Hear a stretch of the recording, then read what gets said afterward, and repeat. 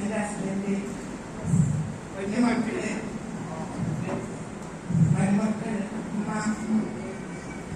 ആങ്ങളാര്, അതിലൊക്കെ ഉപരി എൻ്റെ ഹസ്ബൻഡ്, അതിലൊക്കെ ഉപരി രണ്ടാൾക്കാര് കുഞ്ഞോനും തുണി പറയാനാണ് ഇഷ്ടം. പറയാൻ കഴിയൂല.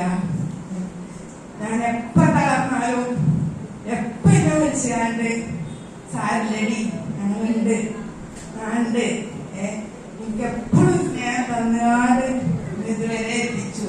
ചെറുപ്പം തൊട്ടേ എനിക്ക് വേണ്ടി ആ വീട്ടിലെ വാതിൽ എന്നും തുറന്നു തരാറുണ്ട്. ഒരു നിമിഷം പോലും ഇതിന്റെ മുന്നിൽ അടുത്ത് നിൽക്കലില്ല.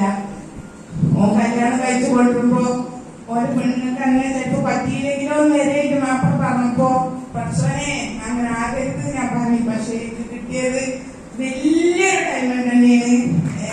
സ്വന്തം പോലെ ഓന് ഇന്നും എന്റെ കുട്ടികളെ ഓന്റെ കുട്ടികളെ ഒരു ഉമ്മ ഞാൻ കൊടുത്ത ഉമ്മാർ മകൾക്ക് കാണിച്ചു തരും, മറ്റൊരു കൊടുക്കാൻ എനിക്ക് ഉമ്മ തരും.